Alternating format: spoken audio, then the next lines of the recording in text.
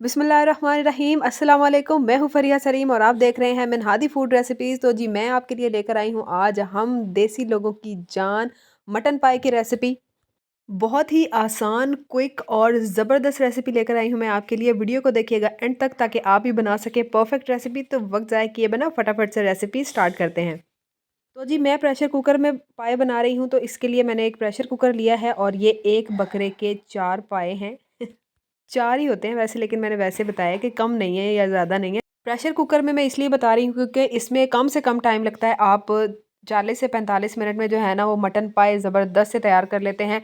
जबकि पैन में जो है ना वो फिर काफ़ी देर लगती है, आपको कम से कम साढ़े 3-4 घंटे चाहिए होते हैं। तो चलिए जी, मैंने इसमें अब 2 मीडियम साइज़ के अनियन जो हैं उनको रफली चॉप करके या काट के डाल दिया है। 2 ही मीडियम साइज़ के टमाटर मैंने रफली से काट के डाले हैं। 3 से 4 हरी मिर्चें काट के इसमें मैंने डाल दी हैं। आप अपने अपने टेस्ट के लिहाज से अप डाउन कर सकते। लहसुन छीलने की जो एफर्ट है ना वो भी मैंने आपकी कम कर देनी है। हम इसको ऐसे ही ऐड करेंगे, लेकिन ऊपर वाली रूट्स जो है ना वो आपने बड़े ज़बरदस्त तरीके से साफ़ करनी है। अच्छे तरीके से पूरे को उसको आपने अच्छी तरह से धोकर ये जो ऊपर वाली इसकी लेयर होती है छिलके की, इसको आपने उतार देना है। मैंने वैसे उतारा था, लेकिन आपको दिखाने के लिए मैं दोबारा से उतार रही हूँ। इसको उतार देना है ताकि ऊपर अगर कोई डस्ट वगैरह लगी हुई है, कोई गंदगी है तो वो साफ़ हो जाए और हम साफ़ शफ़ाफ लहसुन जो है वो उसको हांडी में ऐड करें।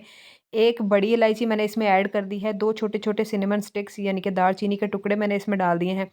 और मिर्च इसमें मैं ऐड करूँगी 1 से डेढ़ टीस्पून लाल मिर्च। आप अपने टेस्ट के लिहाज से अप डाउन कर सकते हैं। नमक भी 1 से डेढ़ टीस्पून ही ऐड करूँगी और हल्दी पाउडर भी इसमें मैं 1 से डेढ़ टीस्पून ही ऐड करूँगी। इसके बाद फर्दर हम इसमें कोई और मसाले ऐड नहीं करेंगे, कुछ भी ऐड नहीं करेंगे। अब हम इसमें ऐड करेंगे डायरेक्टली पानी। पानी इसमें आप 1.5 से 2 लीटर तक ऐड कर सकते हैं। अगर थोड़ा ज़्यादा भी हो जाएगा तो उसका कोई मसला नहीं है।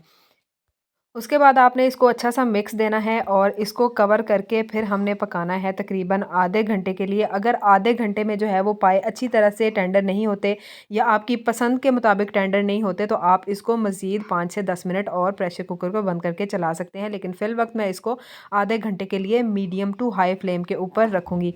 आपने टाइम काउंट तब करना है जब इसकी सीटी जो है वो मूव करने लग जाए।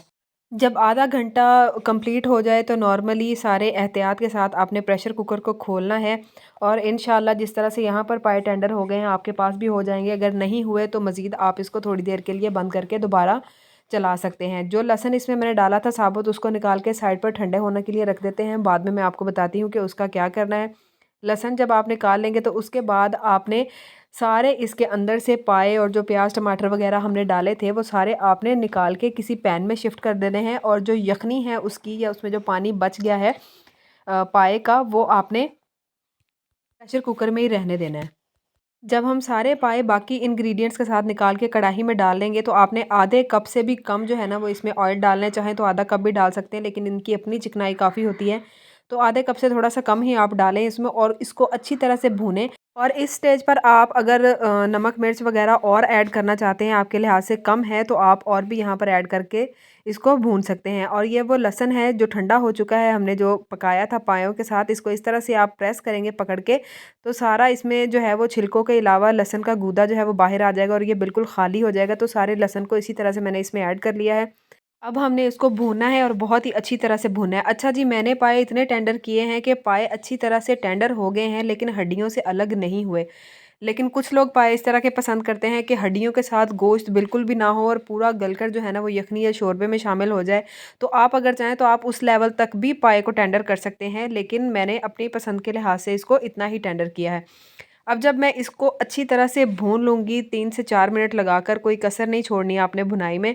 भूनने के बाद जो भी यखनी आपकी प्रेशर कुकर में बच गई थी या जो शोरबा बच गया था उसको आप इसमें डालेंगे। उसके बाद थोड़ा-सा गरम मसाला, थोड़ा-सा ज़ीरा पाउडर इसमें आप ऐड करेंगे और साथ ही कसूरी मेथी, जो कि सूखी हुई कसूरी मेथी होती है, उसको मसल कर आप इसमें डाल देंगे। हरा धनिया डालेंगे और अच्छी तरह से 3-4 मिनट तक मज़ीद पकाएँगे।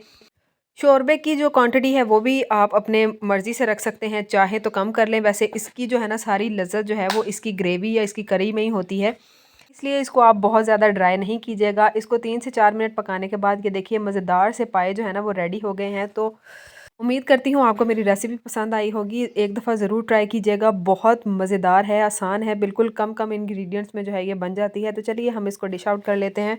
और फाइनली अब आपका काम बनता है कि वीडियो अच्छी लगी है तो लाइक करें, दोस्तों और फैमिली फ्रेंड्स में शेयर करें, और अगर मेरे चैनल पर नए हैं तो चैनल को सब्सक्राइब करें ताकि इसी तरह की मज़ेदार और आसान रेसिपीज़ आप तक पहुँचती रहें। अगली रेसिपी तक के लिए मुझे दीजिए इजाज़त। अल्लाह हाफ़िज़ व नासिर।